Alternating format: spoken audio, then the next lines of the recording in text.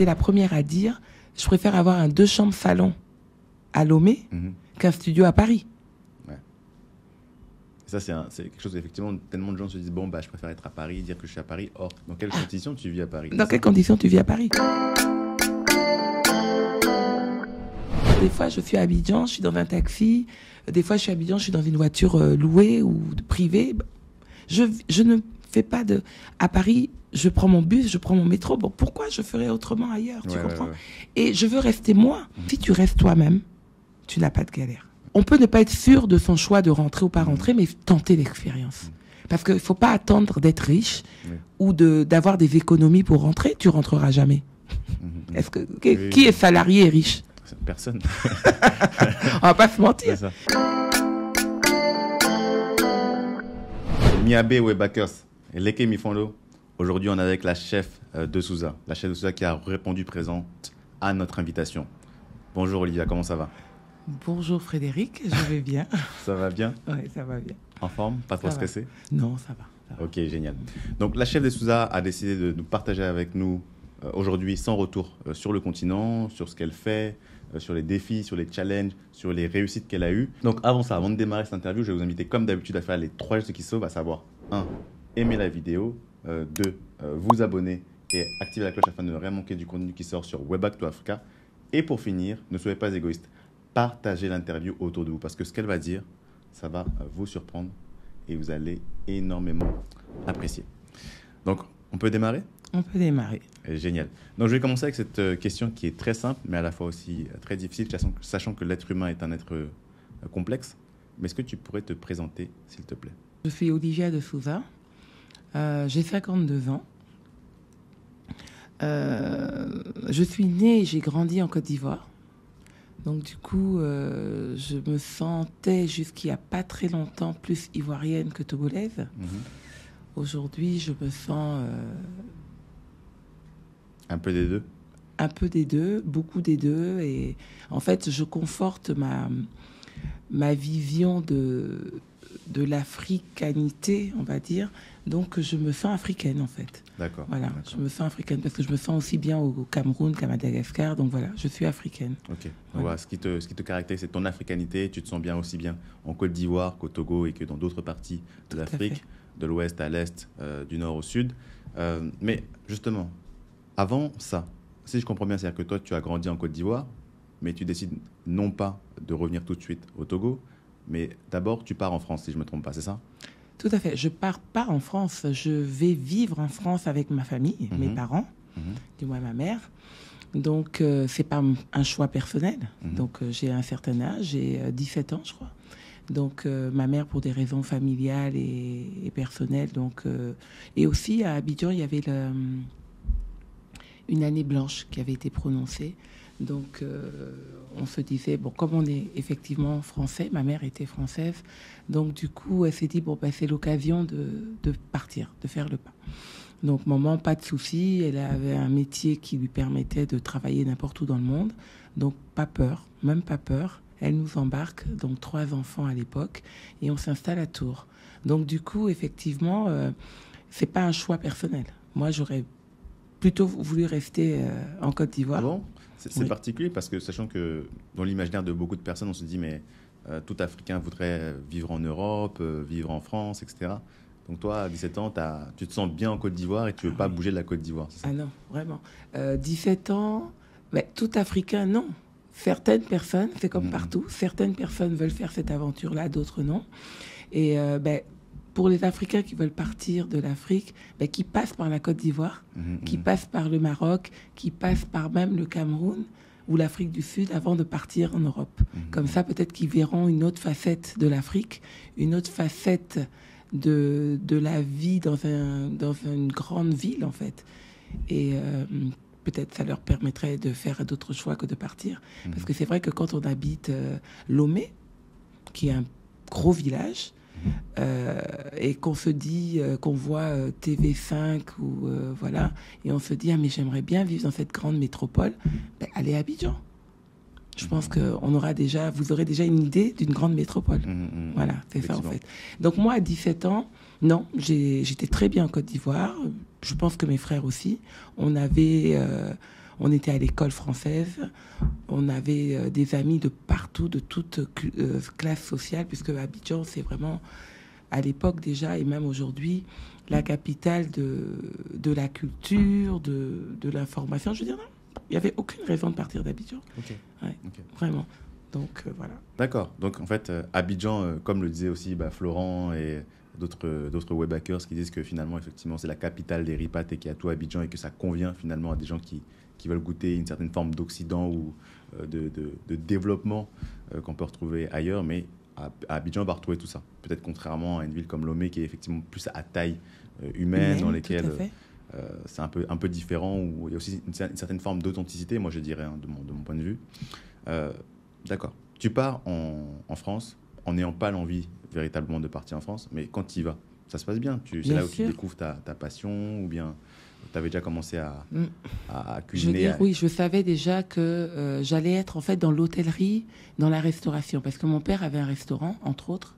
Il travaillait à Air Afrique, donc on voyageait déjà beaucoup en Afrique.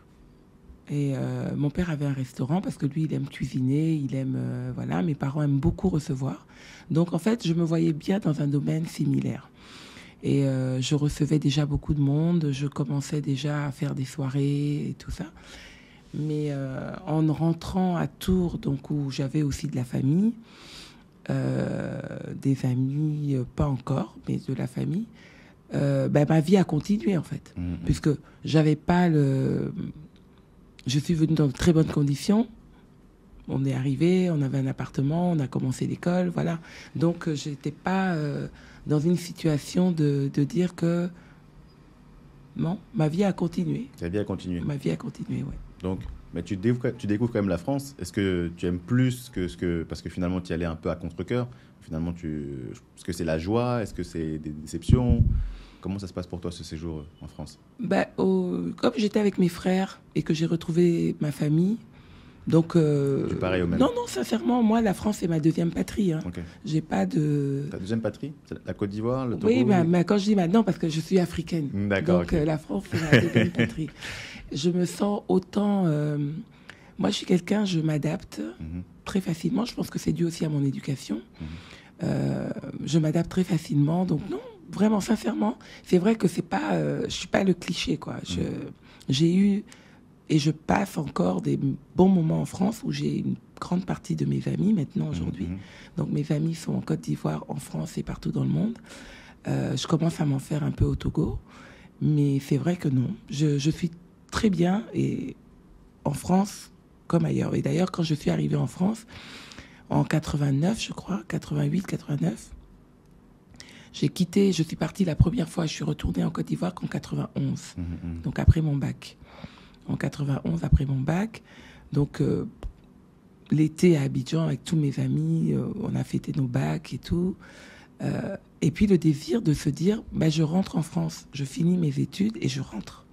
Et c'était ce qui s'est passé? Et c'est ce qui s'est passé. Ah, incroyable. Donc, je suis rentrée une première fois. D'accord. Donc, après mon BTS... Je suis rentrée faire tous mes stages en Côte d'Ivoire, donc à l'époque à l'Hôtel d'Ivoire, au Sofitel. Donc je suis rentrée, parce que c'est ce que j'avais prévu. Je me suis dit, moi, je reste pas pour ne pas commencer à avoir un copain, une vie, un travail. Pour nous, c'était vraiment normal.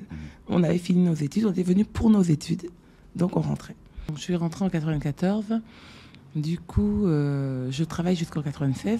Début février 97, j'ai un ami qui travaillait à la SEGNA à Dakar. Qu'est-ce que c'est la SEGNA? La SEGNA, c'est la compagnie qui s'occupe des aéroports, des tours aéroports, de l'aéroport. Et il me dit, mais ma famille et moi, on veut acquérir un bien, un hôtel à Limbé, au Cameroun. Et moi, je te vois bien nous faire un audit. Voilà, j'aime bien ta façon d'être. Tu vas pouvoir vite cerner ce qu'on a besoin, ce qu'on n'a pas besoin. Voilà. Est-ce que tu es OK pour nous faire un audit à Limbé et tout ça? Je dis, pas de problème. Donc, me voilà partie à Limbé. Je devais y rester 3 mois. Je suis restée 1 an. Et en 98, il y a le volcan de Boya qui rentre en éruption. Et il faut partir, quoi, parce qu'on était juste en bas et Et voilà. Donc, on part un peu précipitamment, mais bon, j'avais quand même fini mon audit, je commençais même un peu à travailler avec eux. Et donc, on part. Donc, je rentre à Abidjan.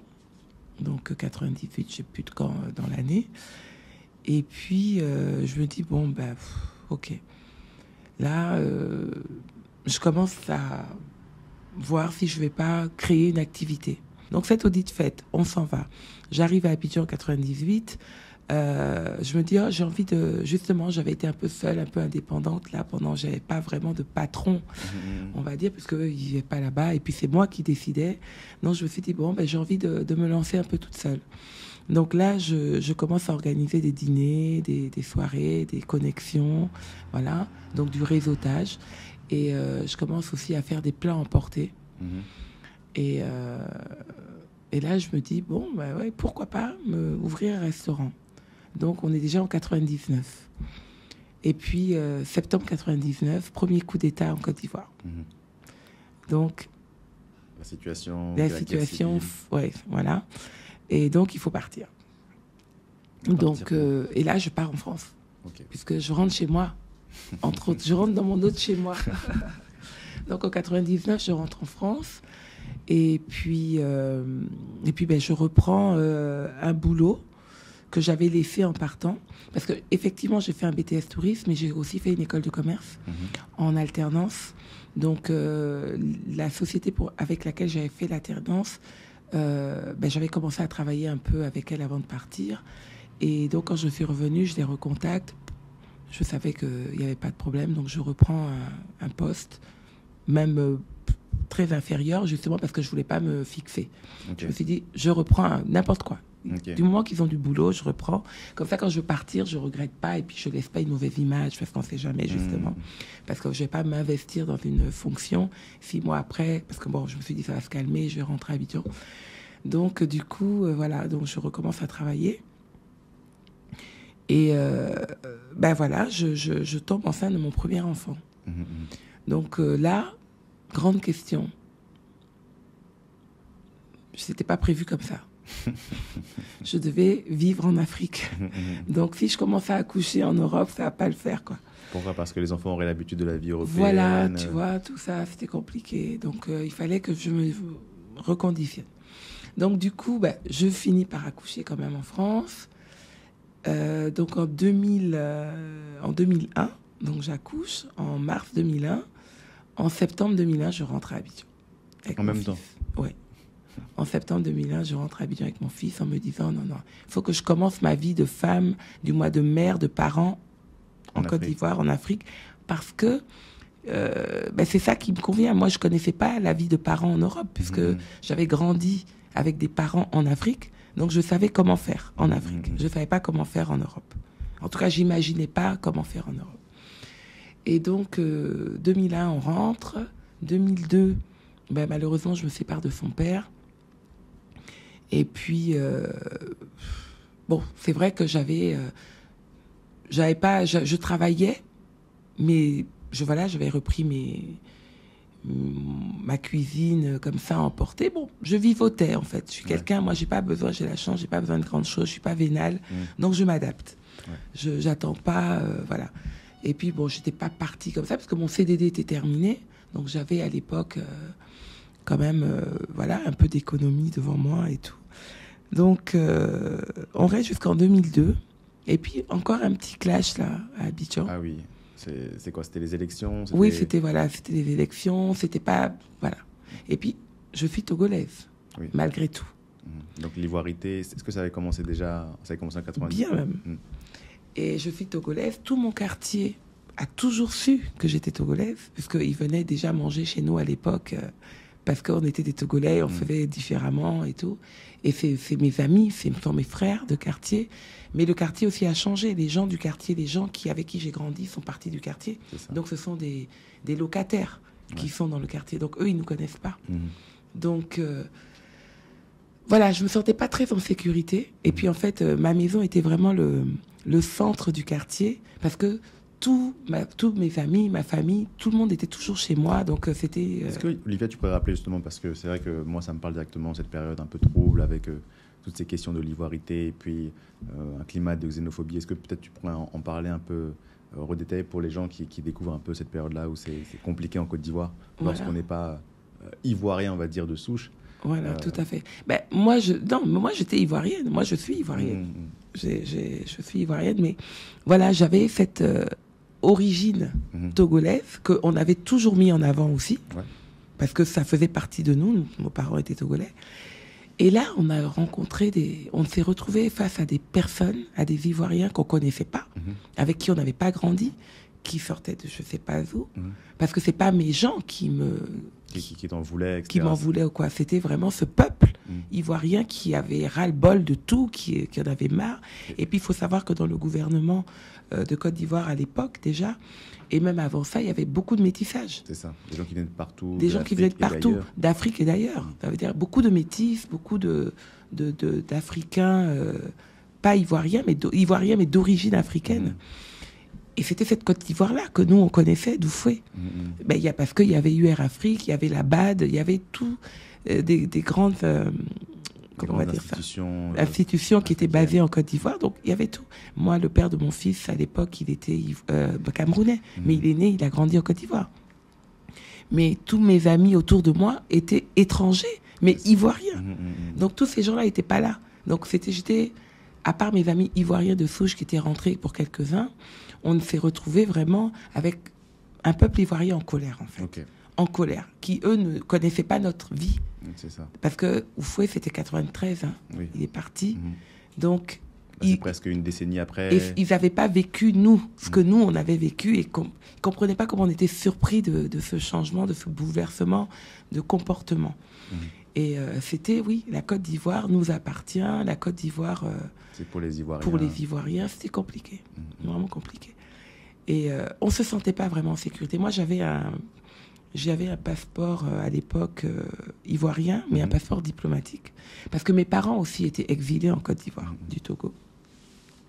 Donc j'avais un passeport diplomatique qui tirait à sa fin. Donc je me suis dit, mieux vaut partir avant que je puisse plus le refaire. Et c'était mon seul document africain. C'est ça. Donc du coup, me voilà reparti en France. En France, avec mon fils. Et puis, la chance, justement, d'avoir cette double culture, cette ouverture d'esprit. Cette ouverture d'esprit, cette facilité à rebondir, fait que je reprends mon travail. Une nouvelle fois dans la même entreprise. Dans la même entreprise.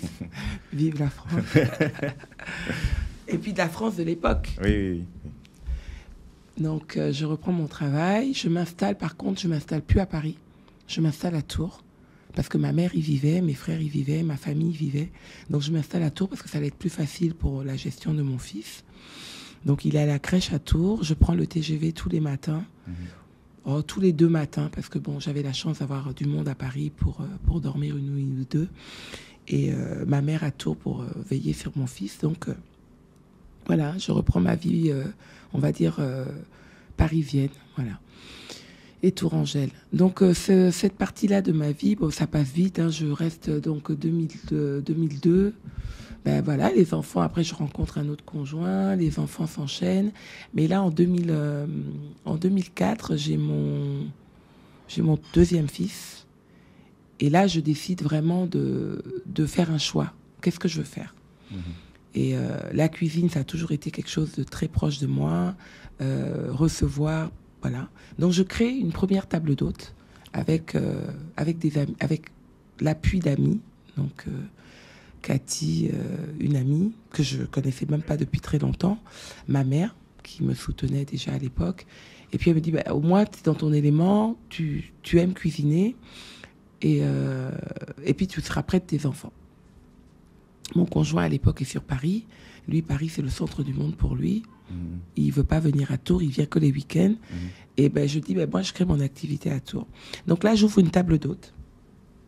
Pareil, similaire à celle qu'on est... Ouais, bon, seulement que la table était carrée. Là, la table est rectangle, mais la table était carrée. Parce qu'en fait, oui, j'aime cuisiner. Mais j'avais pas de CAP cuisine. Et j'ai ma cuisine à moi. Ok. Donc, ce qui n'était pas une cuisine africaine, forcément. qui n'était pas une cuisine française forcément, ni créole d'ailleurs. C'était ma cuisine. La cuisine d'Olivia. D'accord. Donc, le lieu s'appelle Les Saveurs d'Olivia. Et je cuisine ma cuisine à moi. Ça veut dire mon inspiration de ma cuisine à moi. Donc, c'est forcément un métissage de ma cuisine ivoirienne, ma cuisine togolaise à la façon de ma mère à la maison, ma cuisine française que je... Tu as développé avec le temps. Voilà. Et donc, je cuisine ce que j'ai envie de cuisiner. Des produits que je cuisine. Ça veut dire le mafé. On connaissait le mafé. Parce que la cuisine sénégalaise, elle était déjà très bien installée en France. On connaissait le mafé. On ne connaissait pas la sauce arachide. On ne connaissait pas Azindessi. Donc, moi, je faisais mon Azindessi à moi, ma sauce arachide ivoirienne, et après, le mafé sénégalais. Donc, mes sauces arachides étaient différentes. Mais quelque chose qui est très fort, c'est vrai que là, tu parles justement des saveurs d'Olivia. C'est vrai que la première fois que nous, on fait un événement ici, au Togo, on fait chez toi, ici, à l'atelier d'essence, mais tu vas revenir dessus un peu plus tard. Et on découvre justement un peu ce que tu fais et on apprécie énormément. Et dans les gens qui sont dans la communauté Webac, il y en a qui ont vécu à Tours et qui nous disent, mais en fait, la chef de Souza, à Tours, tout le monde connaissait justement les saveurs d'Olivia. Tout le monde savait que cette table d'hôte-là était incroyable. Donc, quand toi, tu lances cette table-là, le succès, il est immédiat ou bien ça prend quand même un peu de temps à décoller, à devenir ce que c'est devenu et qui reste encore même dans la bouche de certaines personnes qui ont quitté Tours et qui sont maintenant en Afrique, mais qui connaissent encore... Si tu veux, comme je te disais, dès le départ, avant d'ouvrir la table, je faisais des plats, je cuisinais chez moi, je recevais beaucoup. Donc, justement, ces amis-là qui sont à Lomé aujourd'hui et d'autres, des amis d'amis, je faisais des traiteurs. D'accord. Voilà. J'ai failli être expulsée de mon appartement parce que tu respectais pas le bail. Je respectais pas. Je cuisinais plus que prévu, puisqu'on doit cuisiner le matin, le midi, et pas la nuit. Mais voilà. Il n'y avait pas de restaurant africain. À Tours. Et c'était pas un restaurant en plus. C'était une table d'hôte, donc avec pas beaucoup de couverts. Donc si c'était pas réservé, vous pouvez pas venir. C'est ça. Et je me suis quand même lancée à me dire, parce que j'en avais marre, c'était toujours les mêmes personnes. Et donc, du coup, il y a plein de gens qui ne pouvaient pas venir et découvrir. Parce que quand j'avais un agenda, donc un carnet, et donc je prenais les raisins. Et puis, quand tu feuillettes à la fin de la semaine, tu te dis, mais c'est toujours les mêmes personnes. Mais c'est pourquoi? Parce qu'eux, justement, ils aimaient tellement ça qu'ils reprenaient chaque fois des Voilà, dates. et puis c'était des gens qui travaillaient dans le coin. Ouais. C'était des gens qui réservaient. Et puis, je n'étais pas forcément ouvert le week-end, sauf sur réservation. Oui. Donc, en fait, j'étais ouvert du lundi au vendredi. Okay. Après, j'ai commencé à ouvrir samedi et dimanche parce que plein de gens qui ne pouvaient pas venir en semaine venaient le week-end. Et puis après, j'ai un local juste à côté qui se libère. Et je dis, je vais faire un restaurant là-bas. Ouais. Comme ça sera ouvert tout le temps. Et les gens qui aiment la table d'hôte, le concept de la table d'hôte, avec l'atelier de cuisine, parce qu'en fait, quand tu viens à une table d'hôte, tu peux participer. Oui. Des fois, j'étais... C'est ce qui fait la singularité d'une table d'hôte. Voilà. C'est ça. Entre autres, c'est que c'est pas grand, c'est en bas de chez toi ou dans ta maison, et les clients sont comme à la maison. Voilà. Donc, ils participent un minimum. Il n'y a pas de service à table comme dans un restaurant où on attend ça puisqu'on paye ça. Donc, le tarif était abordable, accessible, parce que je n'avais pas forcément d'employés. J'avais une aide qui, elle, avait son CAP, cuisine, et qui travaillait avec moi, et qui était d'une très grande aide, d'ailleurs. Et donc, j'ouvre ce deuxième lieu, qui est un restaurant, qui est à l'angle de la table. Et là, effectivement... les gens ont accès, mais ils n'ont plus moi. C'est ça. Donc, c'est plus la même expérience. C'est plus la même expérience. Il y a les plats qui sont là. Les plats sont là, mais c'est plus moi, sans Olivia. Donc, c'est pas bon. C'est pas ce qu'ils veulent. Parce que c'est pas ce qu'on leur a raconté. Parce que quand tu viens à la table d'hôte, je suis là, je te sers, je m'assois avec toi, on discute. Voilà. C'est pas la même expérience. Mais bon, ça fonctionne. La preuve, je quitte ce lieu-là. Je ferme donc du coup la table d'hôte. Je ferme le restaurant. Et j'achète un fonds de commerce, vraiment en plein milieu de la zone commerçante de Tours. Et pourquoi? C'est-à-dire que, donc, en fait, effectivement, comme tu dis, c'est que ça marche du tonnerre, l'argent vient à flot. Non, ça marche. Pas du tonnerre. Ok, ça marche. Ça marche. Je paye mes factures, je paye mes charges, mais j'ai un contrat qui me permet de déménager et d'avoir autant la table d'hôte que le restaurant au même endroit. Tu vois, parce que là, c'est 2 lieux différents, donc 2 loyers, et puis je ne pouvais pas me départager. Mais cet endroit-là me permettait d'avoir la table d'hôte au sous-sol et le restaurant en bas. Comme ça, les gens qui réservaient la table d'hôte pouvaient être en bas et pas être avec des inconnus, mais être avec des inconnus sur une même table. Donc des inconnus qui ont envie de rencontrer d'autres personnes. C'est ça, en fait, la table d'hôte. C'est que c'est des inconnus qui ont la même façon de penser, le même mindset, et qui ont envie d'être ensemble. Et puis, il y a du réseautage. Ouais. Et à un moment donné, je disais, toutes les affaires qui se font à ma table, c'est 10%. Les mariages, je suis la marraine. Voilà, bon, c'était une façon de faire. Donc, effectivement, ça marche. Mais comme toute affaire, j'ai des enfants. Je ne peux pas ouvrir comme il faut tout le temps. Un problème d'employé, un turnover, c'est là aussi où tu te rends compte que, en fait, tu te sens complètement française. Moi, j'ai jamais de ma vie, j'ai eu un problème de racisme en France. Jamais. Ouais. Donc c'est bien, enfin, c'est bien d'avoir aussi pas, ce point voilà, de vue. j'ai jamais eu ça. Mais c'est quand j'ai commencé donc à être indépendante et que je voulais embaucher, que là, je ne trouvais pas embaucher. Et pourquoi? C'est-à-dire que des gens ne voulaient pas travailler avec une Africaine ou bien? Je m'en suis rendu compte bien plus tard. Bien plus tard. Pas au moment même, c'est bien après. Ils voulaient bien que je travaillais avec une Africaine quand on était collègues, mais là, j'étais la patronne. C'était beaucoup plus compliqué. Et c'était compliqué pour eux. Africaine, femme, ça peut-être deux... Voilà, africaine, femme, peut-être à l'époque, je ne sais pas, mais en tout cas africaine. Ça dérangeait. Même pas africaine, puisque j'étais pas africaine pour eux. J'étais Olivia, j'ai toujours été Olivia, mais j'étais noire. Ah, c'est peut-être ça. Parce que j'ai déjà entendu, ah, tu travailles pour la Black, là? Ok. Donc je suis au marché avec un jeune stagiaire, français, réunionnais, je sais plus à l'époque, mais bon, il est blanc, mais réunionnais ou antillais. Et j'entends un de ses copains ou quelqu'un dans la rue lui dire « Ah, mais tu travailles pour la Black ?» Je te jure, 2 semaines après, il n'était plus là. Alors qu'il était en stage. Wow. Et je pense qu'il avait bien galéré pour trouver un stage. Et il était bien content d'être en stage chez moi. Mais tu vois... La mentalité fait que... Voilà, il n'assumait pas. Ouais. Et puis, on devait lui dire des trucs comme « Tu travailles pour une Black. » Ouais, tu vois? Mais c'est fou, hein, c'est-à-dire qu'effectivement, on peut collaborer ensemble, on peut vivre ensemble, etc. Tant que chacun reste à sa place, finalement. Voilà, et ta place, c'est pas d'être patronne. C'est ça. Donc, est-ce que c'est ça qui te pousse finalement à te dire, OK, le Togo, pourquoi pas?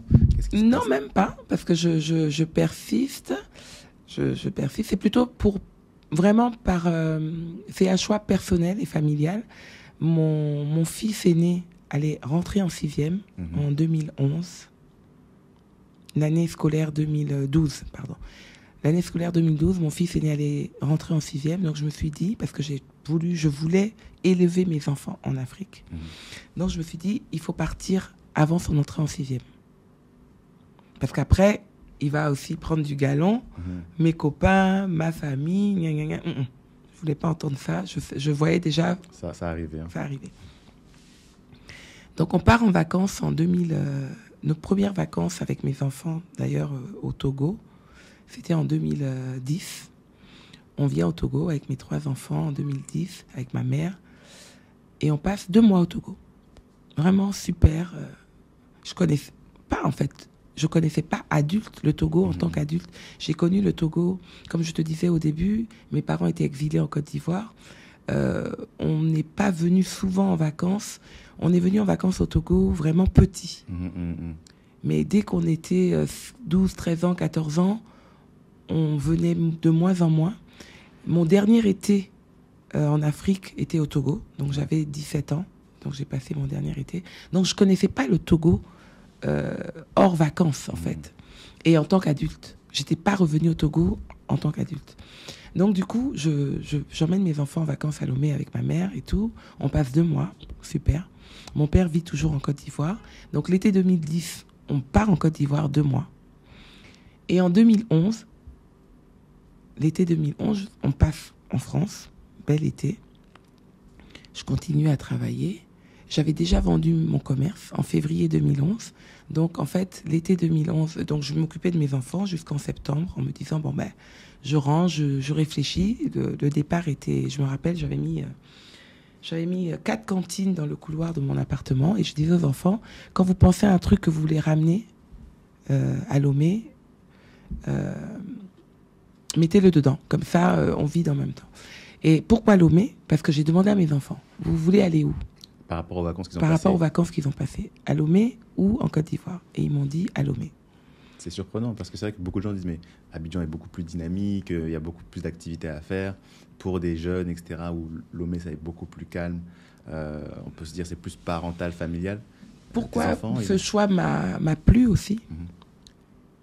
Ben, si je rentrais à Abidjan, moi qui voulais donner une éducation mixte à mes enfants, mes parents n'étant plus à Abidjan, bon, mon père y était, mais il avait pris sa retraite, il était entre deux. Il me fallait donc une base togolaise, puisque j'ai reçu une base togolaise d'éducation tout en vivant en Côte d'Ivoire. Donc, en voulant faire rentrer mes enfants, je voulais une base d'éducation togolaise. À Abidjan, j'avais plus personne qui pouvait me soutenir dans ce sens-là. Et à Abidjan, mes amis qui étaient rentrés, pour la plupart, habitaient pas forcément dans le même quartier. Donc, les distances allaient être compliquées. L'école où ils avaient leurs enfants n'était pas forcément accessible à mon budget.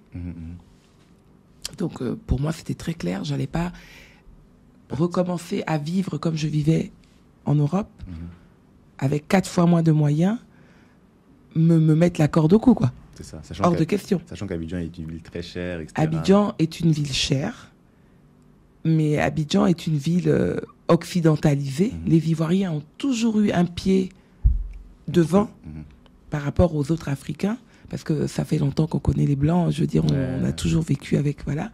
Donc, on est déjà une ville très occidentalisée. Je rentrais pas à Abidjan pour challenger. Ce challenge-là, je pouvais rester en France et le faire. Je le faisais déjà, voilà. Je voulais changer de vie. Je voulais apporter à mes enfants la vie que j'ai eue. Donc, mes parents travaillaient, ils gagnaient leur vie, j'avais une vie normale. Donc, je voulais mes enfants qui aient une vie normale, qui puissent vraiment avoir de très bons souvenirs et avoir... Donc, qui dit une vie normale, c'est pas du show-off. Hein. Une vie normale, c'est pas aller à l'hôtel Ivoire tous les week-ends, c'est pas aller, voilà, c'est pas se payer le resto. Non, c'est pas ça la vie normale. Parce que quand on est en France, on le fait pas. Quand on travaille et qu'on gagne sa vie, un salaire, il y a des choses qu'on fait pas.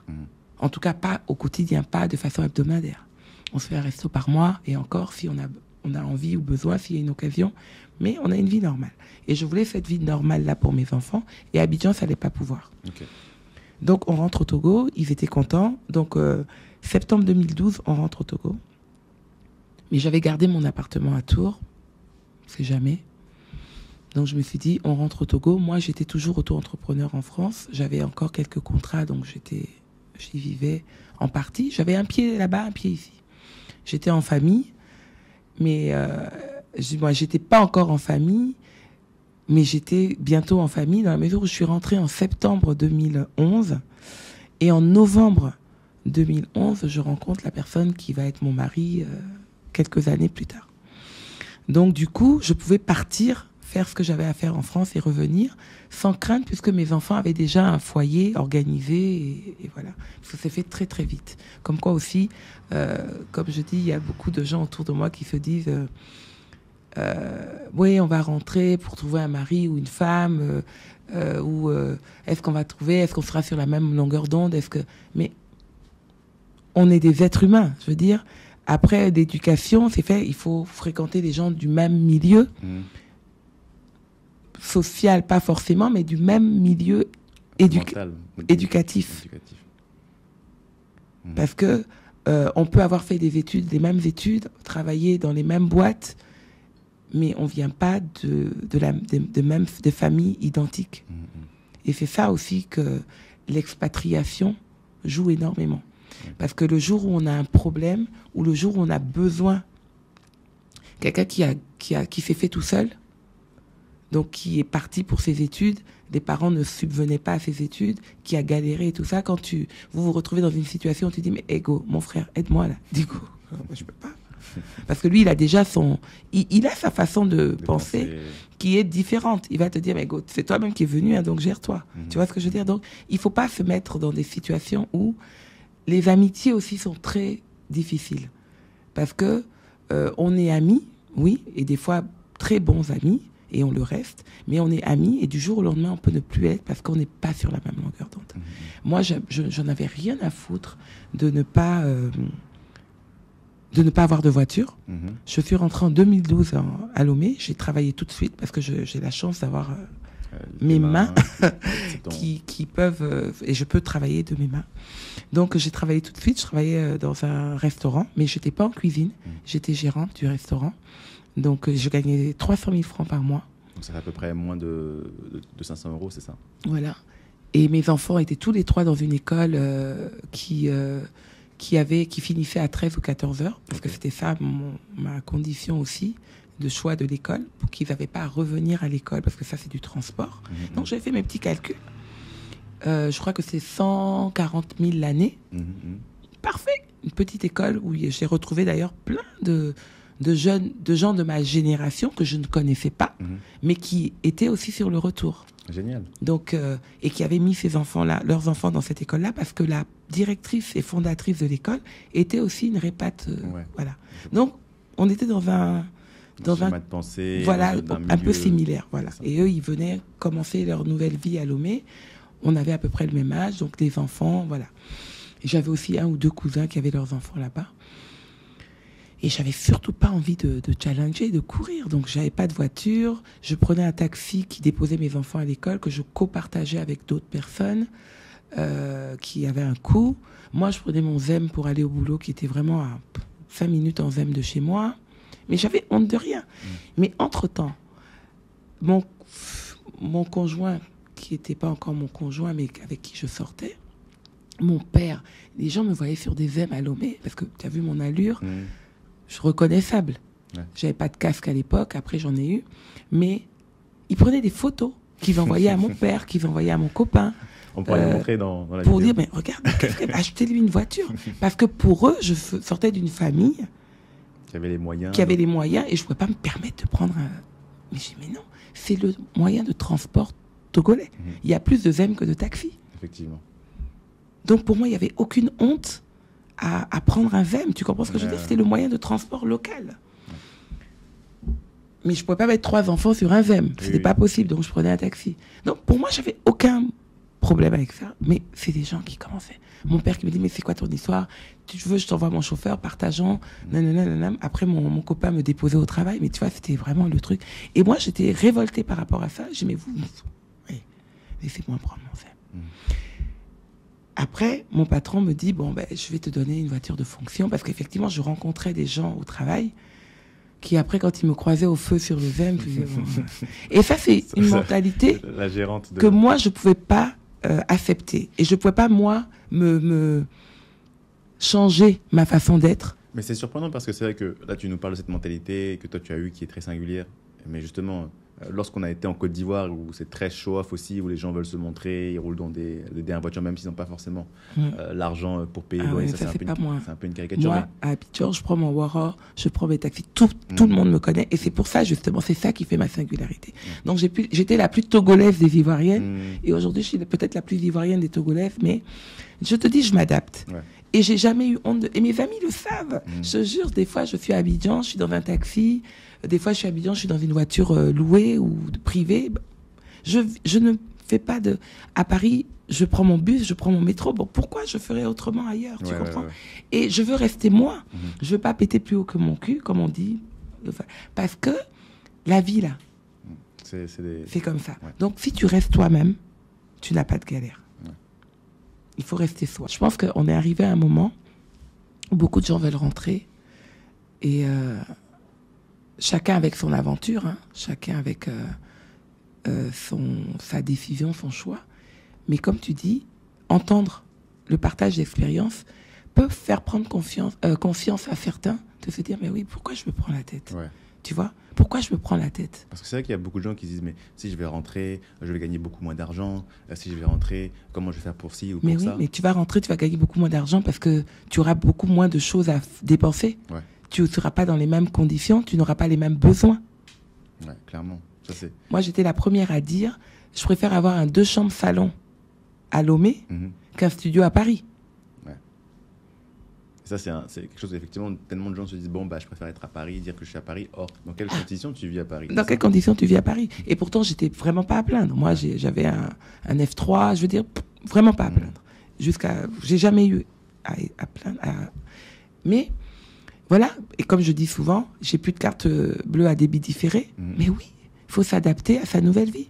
Est-ce que tu as besoin de quoi à Lomé? Travailler, profiter de la vie, de tes enfants, de ta famille, même de toi-même, te ressourcer toi, être toi, redevenir toi ou devenir toi, redevenir ou devenir toi, je ne sais pas pour certains. Et voir que les choses peuvent se faire autrement, tu vois, c'est un nouveau départ. Il faut se dire, il ne faut pas comparer. Ouais. C'est un nouveau départ. Moi qui suis rentrée avec 3 enfants, je gagnais 300 000 francs. J'avais la chance d'avoir une aide de ma famille de 200 000 francs par mois pendant 2 ans. Donc ça faisait 500 000. Ouais. Tu n'étais pas à plaindre? J'étais pas à plaindre à Lomé. Mais qu'est-ce qui se passe alors? Parce que là, tu dis justement que tu gérais ce restaurant, ça se passait plutôt bien, tu pouvais gérer tes 3 enfants, etc. Est-ce que c'est les critiques de ta famille, de tes proches qui te disent « Ah, mais pourquoi on te voit sur ceci, pourquoi on te voit sur cela ?» qui font que tu te dises « Bah, en fait, je vais quitter ce milieu-là et je vais me consacrer à ma passion qui est la table d'hôte, etc. » Qu'est-ce qui te pousse, toi, à te dire « Bah, je me relance encore une nouvelle fois dans cette aventure de la table d'hôte ?» D'être indépendante. Oui, oui, surtout d'être indépendante. Mais c'est les horaires. Parce que c'est un restaurant. Ouais. On est en Afrique. Je ne sais pas comment ça se passait en France parce que j'ai jamais travaillé vraiment. J'ai travaillé en brigade pendant mes formations, mais un restaurant classique, je travaillais le midi, mais j'ai pas travaillé longtemps pour quelqu'un en France non plus. À ma table d'hôte, je travaillais que le midi et le soir sur réservation. Donc, au restaurant où j'étais, je finissais, il était 1h, 2h, 3h du matin. Pour moi, un repas, c'est entre 19h30 et 21h30. Je suis dans un autre contexte, un autre environnement. Les gens arrivent à 22h, les gens arrivent à 23h. J'étais pas en cuisine, mais je devais être là. Ouais, les Togolais mangent tard. Hein. Les Africains mangent tard. Les Africains mangent tard. Les Africains mangent tard. Et donc non, ça ne pouvait plus correspondre à ma vie de famille. Ouais. Parce que mes enfants restaient un peu tard tout seuls, parce que la nounou, et bon, l'avantage ici qu'on a des nounous qui restent sur place. Du moins à l'époque, elles restaient sur place. Je vivais dans une maison familiale, donc j'avais ma famille, donc j'avais pas de problème. Mais pour moi-même, c'était compliqué. Tu tentais plus aussi bien que... C'était pas ce que j'étais venue faire. Ouais. Voilà. Je le faisais déjà pas en France, j'allais pas venir le faire à Lomé, travailler pour pas d'heure, quoi. Donc on était en 2013. D'accord. 2 ans après. On était en 2012-2013. D'accord, donc même pas un an, 2 ans. Voilà. Donc j'ai travaillé 6 mois dans cet endroit. 2013. Donc je m'installe avec mon copain de l'époque.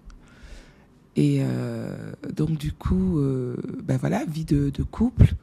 Donc forcément, il faut aussi faire des choix, parce que vie de couple, mais en Afrique, on n'est plus en Europe. Parce que lui, il venait d'abord de Non, lui, il a fait ses études en France, mais il était à Lomé depuis plus de 13 ans quand je l'ai rencontré. Il était déjà rentré depuis, lui, ça fait partie de la génération des personnes qui sont rentrées après leurs études. Très rapidement, ouais. Très rapidement. Donc lui, il était déjà là depuis 13 ans, mais bon, j'avais eu une vie de couple en Europe, mais c'est différent. C'était différent. Mais j'ai la chance quand même de rentrer et de rencontrer quelqu'un qui vient, comme on dit, home koklo, quoi. On vient de la même base. Nos parents se connaissaient, nos familles se connaissaient, on avait la même base d'éducation, donc on était quand même un peu sur la même longueur d'onde. Ouais. Donc du coup, je m'installe avec lui, et puis très vite, voilà. Et pourtant, lui, il venait me chercher tous les jours et tout. Donc, il passait même du temps avec moi au restaurant. Mais si tu veux, c'était pas une vie. Les enfants étaient seuls à la maison. Donc, lui aussi avait ses enfants. Donc, on s'est dit, bon, on va faire autrement. Je vais chercher quelque chose d'autre. J'ai déjà commencé à travailler que le midi. Trouver un autre gérant. Bon, on a fait comment on dit? On cherchait à faire autrement. Et du coup, je dis, je vais monter quelque chose. Donc, ok, pas de problème, on décide de monter quelque chose ensemble. Donc, du coup, on trouve un local, on s'installe. Il était censé tenir le bar et moi faire le restaurant là-haut. Donc, c'était sur un étage. Et là, c'est là où tu te dis, c'est des métiers différents. Hein. À faire une table d'hôte et un restaurant, c'est ça? Table d'hôte, cuisinier, restaurateur, gérant. Ce sont des métiers différents. Et donc, qu'est-ce qui se passe quand vous ouvrez ce nouvel espace? Moi, je suis en cuisine, je cuisine, mais je ne suis pas serveuse. Ouais.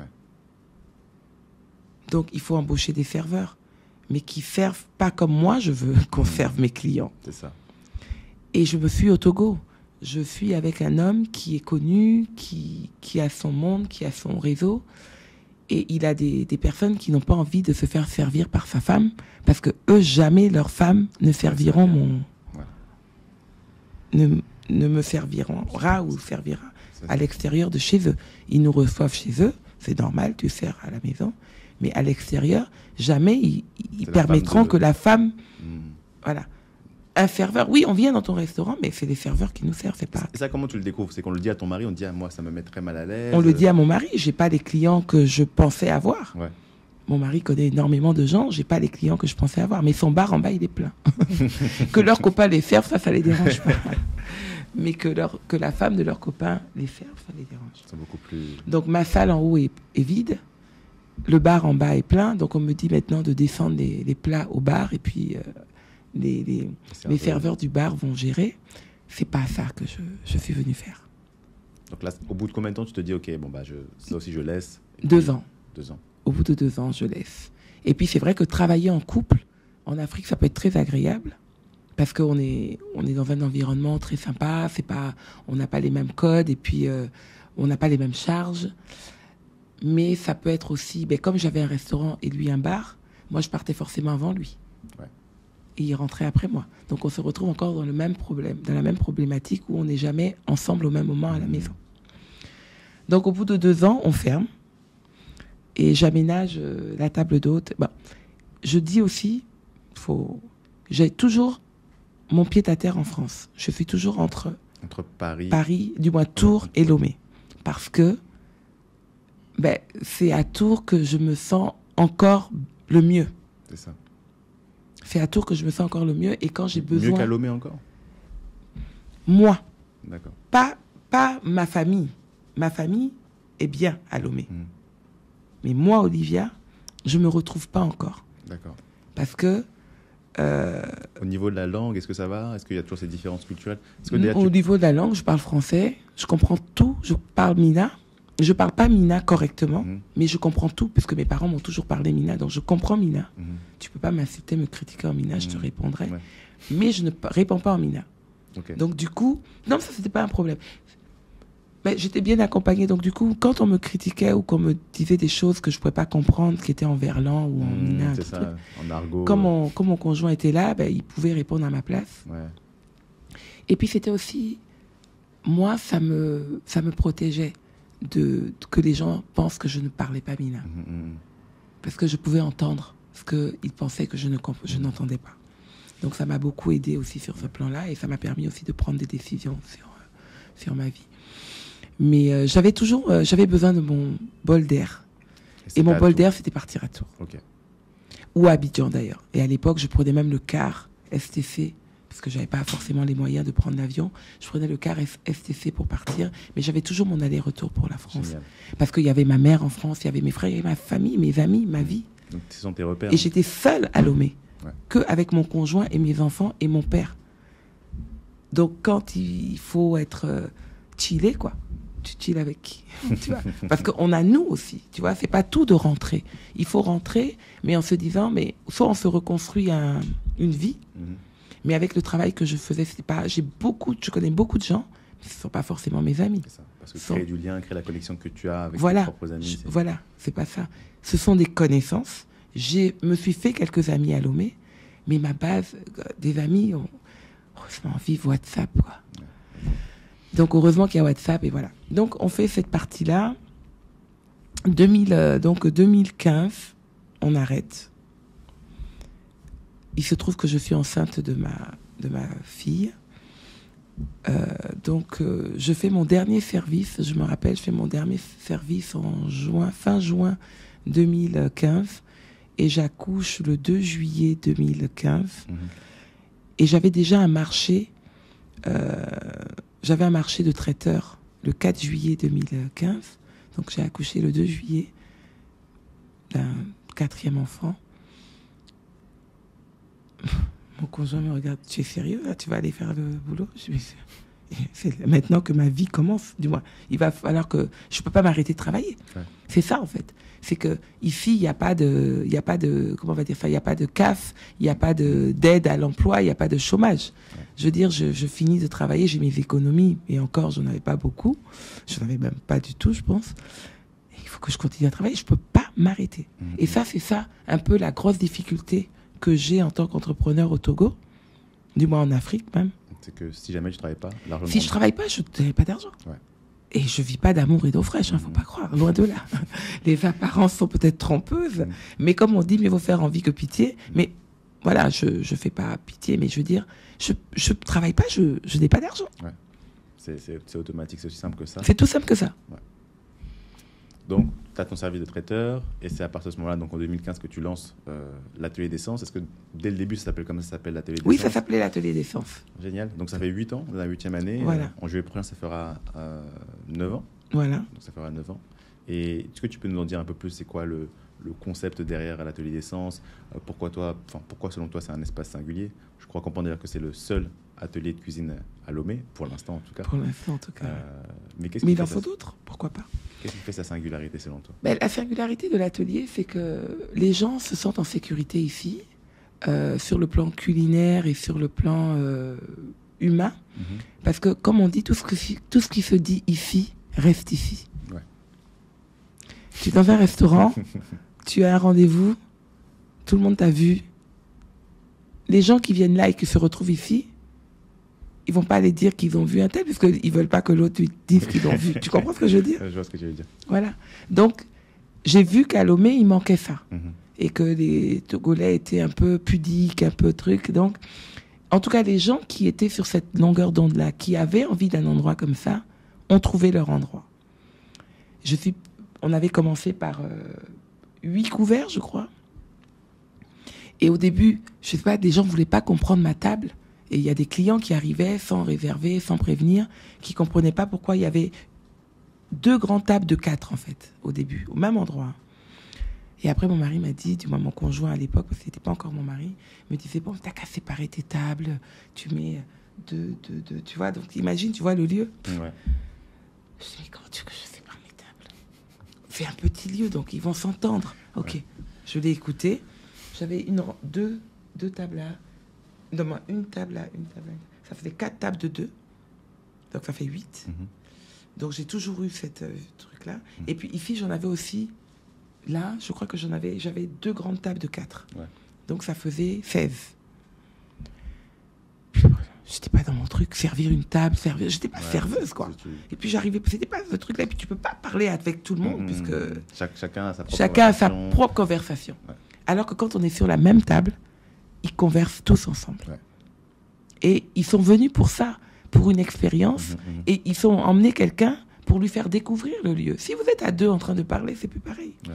Donc, je remets ma table. Je colle toutes les petites tables là, je remets ma table. Et j'ai mes résas, j'ai mes habitués, je donne mes cours de cuisine. Ouais. Et ça, c'est ce que j'ai lancé. Quand les gens partent, je dis, vous savez... et comme il n'y a pas de serveur, il y a eu des serveurs de temps en temps, bien mon second en cuisine qui venait, voilà. Donc quand tu as besoin, tu tapes à la porte, tu sors, tu dis, ah Olivia, t'as oublié de nous servir ça et tout, je prends. C'était très convivial. Ouais. Après, il y a effectivement des gens qui sont venus qui n'ont pas compris, quoi. Ça veut dire qu'ils ont fini de déjeuner, ils ont fini un plat. C'est ça, c'est tout. C'est le voisin qui les dessert. Ouais. Non, ils comprennent pas. Bon, eux, ils reviennent plus. Ouais. Ça leur convient pas. Tu comprends? Donc, ça met quand même 2-3 ans pour que les gens, en tout cas, qui comprennent et qui entendent qu'il y a un lieu comme ça, viennent. D'accord. Et les cours de cuisine, ça a commencé plus avec les enfants, après les parents. Après, j'ai commencé à faire des thèmes, donc Saint-Valentin, Noël, vacances utiles. Parce que ça, c'est quelque chose que j'ai découvert à Lomé aussi. Moi, mes enfants, l'été, on ne pouvait pas partir, on n'avait pas les moyens de partir. Et donc, il faut découvrir le Togo. Donc, on a commencé à découvrir nos bases, hein, Anérope, Alimé, même Agoué. Hein. Pour moi, Agoué, c'était un peu loin déjà. C'était un peu loin déjà à l'époque, sans voiture, tu vois. Donc, on a commencé à découvrir ça. Et puis, mes enfants, mes voisins qui sont de la famille, c'est-à-dire je suis dans la maison familiale de mon époux, mais ma maison familiale est vraiment pas loin, elle est à 2 rues d'ici. Donc je suis dans un quartier que je connais depuis que je suis enfant, donc mes voisins sont famille, et j'ai donc ma voisine qui est coiffeuse, et ses filles, sa fille qui avait le même âge que ma fille à l'époque, aidait sa mère au salon de coiffure.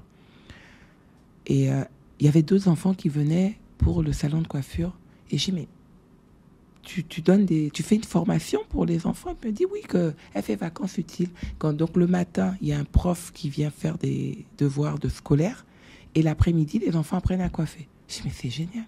Et c'est comme ça que j'ai commencé aussi les ateliers de cuisine pour les enfants, donc vacances utiles. Génial. Et mes enfants ont commencé à aller apprendre à coiffer.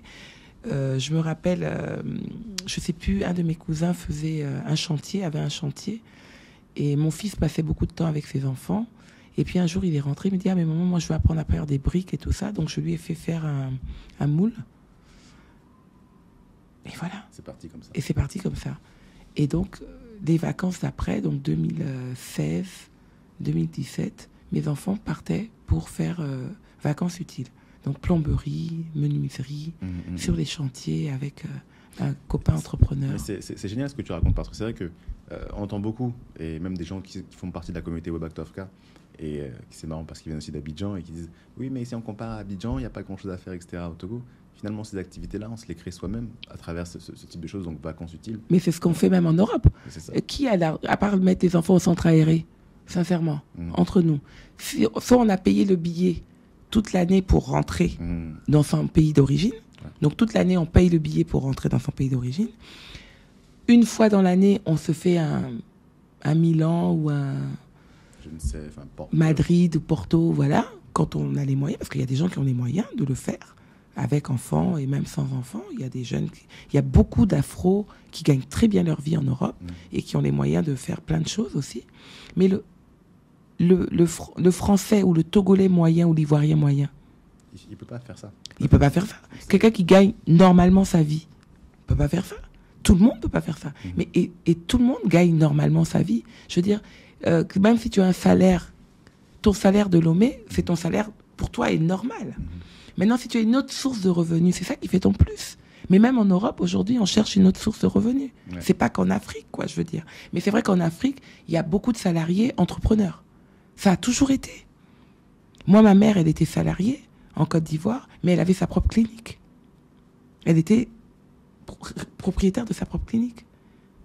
Donc, j'ai toujours vu mes parents entrepreneurs salariés. D'accord. Donc, pour moi, et c'était l'argent justement de l'entrepreneuriat qui permettait à ma mère, parce qu'elle faisait des tontines, de nous payer des vacances. Je vois. À ce moment-là, toi, ta table d'hôte, donc tu as ce principe-là où tu réunis des gens qui sont ensemble. Voilà. Tu fais aussi ce principe-là d'atelier de cuisine pour les enfants, donc des vacances utiles. Voilà. Et est-ce qu'il y a d'autres choses que tu fais à ce moment-là? Parce que je vois que là, on voit pas mal de produits, des produits qui sont locaux, hein, si je ne me trompe pas, qui parlent de l'Afrique et de ses diasporas. C'est en même temps, enfin, c'est à partir du moment où tu ouvres ta table d'hôte que tu ouvres aussi ce principe-là, ou bien ça a pris du temps déjà à ce que ça émerge? Non. Quand j'ouvre ma table d'hôte, j'ouvre une bibliothèque. Tout d'abord. Donc, tout d'abord, tout ça, c'était une bibliothèque. Parce que dans mes cantines, j'étais venue avec beaucoup de livres. Donc, j'ouvre une bibliothèque pour que les gens qui viennent seuls, ou les enfants même qui viennent passer du temps ici, puissent lire. Parce que pour moi, c'est important. Et donc, ça commence comme ça avec la bibliothèque. Et puis, finalement, je me rends compte qu'on me chope des livres, des livres.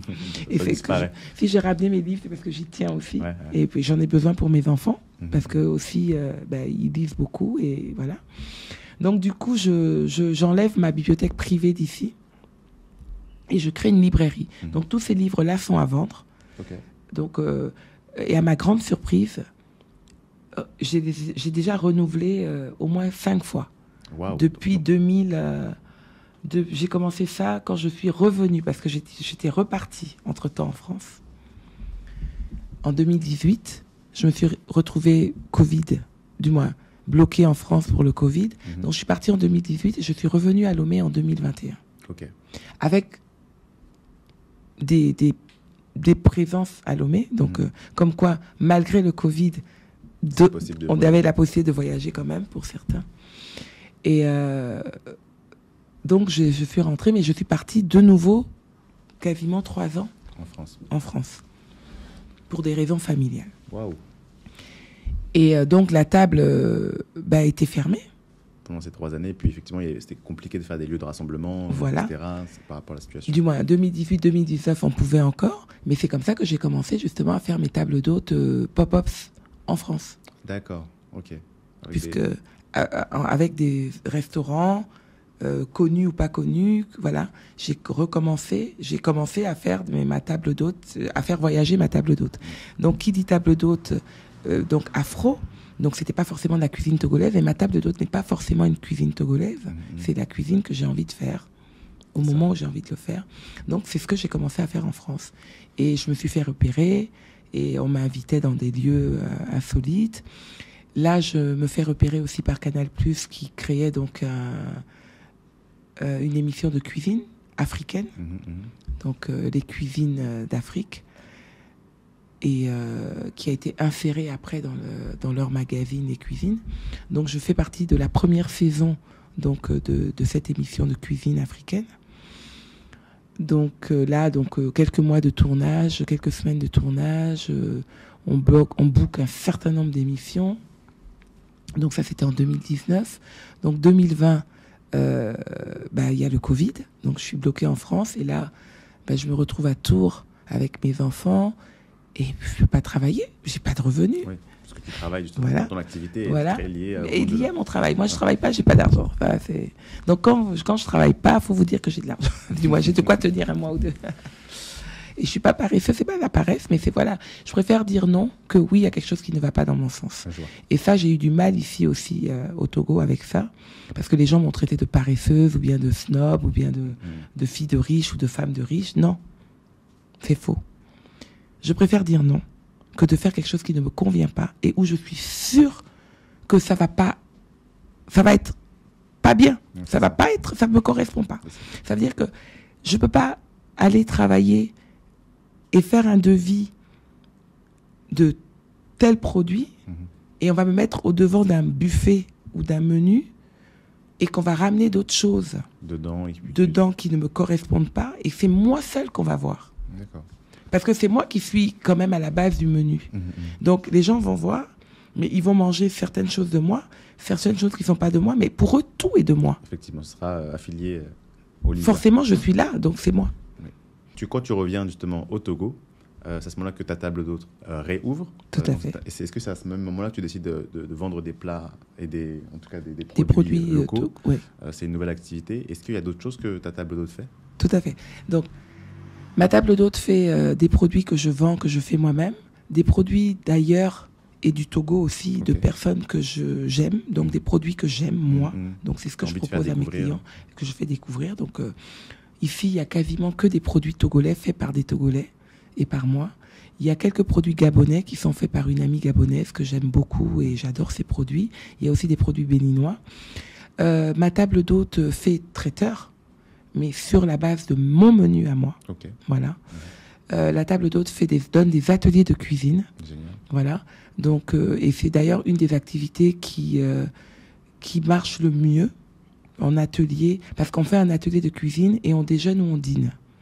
Et ça, c'est un concept qui, pour moi, est innovant à Lomé, dans la mesure où les gens ont l'habitude de mettre les pieds sous la table.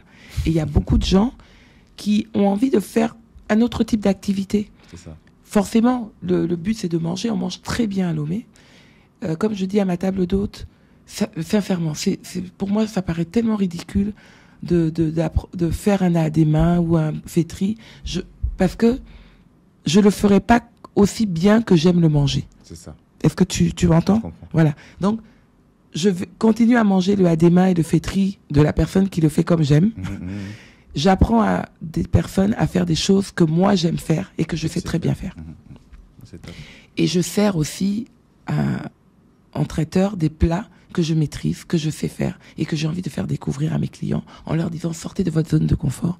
vos invités, ils mangent ce que vous voulez là. Ils mangent ça tous les jours. Montrez-leur autre chose. Et c'est ça c'est ça ma difficulté au Togo. C'est que le Togolais de base n'est pas très ouvert, qu'il ait de l'argent ou pas. Il reste, voilà, très frileux. C'est pas c'est qu'il est frileux, il n'a pas envie. Et pour être confort, il faut qu'il mange ce qu'il aime. Bon, il va venir, hein, il va manger, mais il va sortir, il va aller manger son adéma tranquille, et voilà. Et puis, il va pas forcément te faire de pub. Il va dire, ah oui, c'était bien, mais tu vois, moi, je veux qu'on sorte de ma table et qu'on dise, waouh. Les rares personnes qui sont sorties pas contentes de ma table, je sais pourquoi, et je me suis rattrapée, ou j'ai géré. Génial. Génial. Donc, Olivia, on est arrivé justement presque au bout de cette interview. Là, justement, tu as parlé des difficultés que tu as eues au Togo, ou que tu as eues avec certaines spécificités du pays. Est-ce que depuis, justement, aussi bien de tes expériences que tu as eues en rentrant à Abidjan une première fois, enfin, des premières fois, et ensuite au Togo, quels seraient tes 3 conseils pour les personnes qui nous écoutent? Alors, les 3 conseils que je pourrais donner, déjà, c'est on est bien que où on se sent bien, où on est bien que chez soi. Ouais. Et chez soi, ça peut être en France, ça peut être aux États-Unis, ça peut être au Togo ou à Lomé. Quand on décide de partir à l'aventure, comme des millions de personnes dans le monde décident chaque année, ben, il faut s'adapter. Donc le conseil que je veux donner, si vous avez décidé de rentrer au Togo, on parle du Togo, hein, oui. Si vous avez décidé de rentrer de l'Afrique, ouais. Si vous décidez de rentrer en Afrique, ben, rentrez en sachant que si vous avez déjà eu une expérience africaine, enfant, jeune adulte ou adulte, vous avez déjà et que vous voulez retrouver cette expérience-là, sachez que si vous rentrez dans votre pays de naissance ou bien d'origine, il faudra faire ou pas avec la famille. Ouais. Des fois, on vit en Europe, on voit jamais la famille. Ou bien, on se retrouve à Noël ou pour des anniversaires et tout ça. Ben, on peut faire la même chose à Lomé ou à Abidjan. On n'est pas obligé de voir ses parents tous les week-ends parce que on est à Lomé. Oui. Moi, c'est mon cas en tout cas. Moi, je vois pas mes parents, ma famille tous les week-ends. Je vis ma vie. Ouais. Mais heureusement, il y a le téléphone, on prend des nouvelles. Mais comme tu faisais ailleurs, oui, faut pas t'obliger à faire autrement. Donc, soyez vous-même. Soyez vous-même. D'accord? Ça, c'est un premier conseil. Deuxième conseil qui est peut-être pas loin du premier, arrêtez de faire des cartons. Parce qu'il y a des opérateurs économiques au Togo qui ont investi dans des supermarchés, dans du matériel de construction, dans des trucs comme ça, et que si on les achète pas sur place, ben, ils perdent leur investissement. C'est ça. Donc consommer local. Consommer local, consommer ce qu'il y a sur place. Parce que c'est déjà arrivé. Pourquoi faire venir? Bon, bien sûr, ce que tu trouves pas au Togo, mais on trouve tout à Lomé. Voilà. Si on cherche, on trouve. Si on cherche, on trouve. Donc, essayez de faire marcher ce qu'il y a déjà. Tu vois ce que je veux dire? Essayez de faire marcher ce qu'il y a déjà. Et ne vivez pas au-dessus de vos moyens. Ne vous sentez pas obligé de faire des choses que vous n'aurez même pas fait si vous étiez en Europe. C'est ça. Continuez à vivre comme vous avez toujours vécu. Et votre expérience togolaise deviendra votre vie au Togo. Ça veut dire que, parce que vous vous serez adapté à cette nouvelle vie. Et puis, quand on rentre, si on a ses parents sur place, on peut rester chez papa, maman, 1 an, 2 ans, 3 ans. Il n'y a pas de problème, il n'y a pas de honte à ça. On peut se faire son cocon chez papa et maman. Ça. Parce que les parents seront contents de vous avoir. Et puis, on a la chance aussi, en tout cas, moi, mes parents, la génération qu'on est, moi j'ai 52 ans, nos parents avaient des maisons assez grandes parce qu'ils avaient prévu justement de vivre à la Dallas, quoi. Beaucoup de parents togolais, hein, je sais pas, en Côte d'Ivoire moins, mais au Togo, les parents, ils ont prévu de vivre à la Dallas avec leurs enfants, leurs petits-enfants. Chacun a son petit truc, son petit coin. Mais en tout cas, les maisons elles sont assez grandes pour certains. Je parle vraiment de mon milieu. Voilà, et même des gens qui ont, quand je dis mon milieu, mais de ce que je vois autour de moi, mais je vois bien même mes employés. Moi, j'ai beaucoup d'employés ou bien de collègues qui vivent encore en famille parce que ça revient moins cher. Et pourquoi se dire, bon, je vais aller prendre un loyer quand tu as 3-4 chambres vides chez tes parents? C'est ça. Ben, l'argent du loyer à l'année te permet de retaper la maison de tes parents à l'image que tu veux. Aujourd'hui, pour toi et pour tes parents, parce que tu as upgrade ou non, ou bien ton mind a changé, ou bien ton goût a changé. Parce que la maison, là, c'est pas à toi, c'était à tes parents. Donc, si tu veux mettre la maison de tes parents, si tu penses que la maison de tes parents n'est plus à ton goût, tu la retapes, tu la rénoves et puis... Que tu as les moyens, que tu as l'accord de tes parents, mais tu la retapes, tu la rénoves. Et tu vis chez tes parents et tu es à l'aise. Et tu n'as pas de loyer, parce que c'est le loyer qui est aussi le talon d'Achille hein, dans nos nouvelles vies. Parce que quand tu assembles les mensualités des charges d'un loyer, mais tu peux t'acheter une voiture au lieu de prendre un prêt ou de t'acheter la voiture que tu as. Tu vois ce que je veux dire? À long terme, tu te dis, mais si j'étais resté chez papa, j'aurais pu m'acheter la voiture que de prendre un Gozem, ou tu vois ce que je veux dire? Donc, les 3 conseils, c'est vraiment ça. Rester soi. On peut ne pas être sûr de son choix de rentrer ou pas rentrer, mais tenter l'expérience. Parce qu'il ne faut pas attendre d'être riche ou d'avoir des économies pour rentrer. Tu rentreras jamais. Est-ce que qui est riche? Qui est salarié et riche? Personne. On va pas se mentir. Qui est salarié et riche? Il n'y a pas de salarié riche. Un salarié, il a ses charges, il a ses besoins, il a ses trucs. Mais si il a une activité complémentaire, et elle est plus facile à faire ici que là-bas. C'est ça.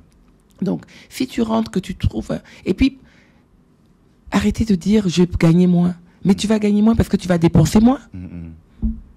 Donc, tu vas gagner au prorata du moins. Tu vois. Et si tu veux rentrer, j'ai encore fait ça il n'y a pas longtemps, je te promets. J'étais à Abidjan avec une grande sœur et puis je lui parlais justement de mes difficultés parce que, voilà, comme tout le monde, j'en ai.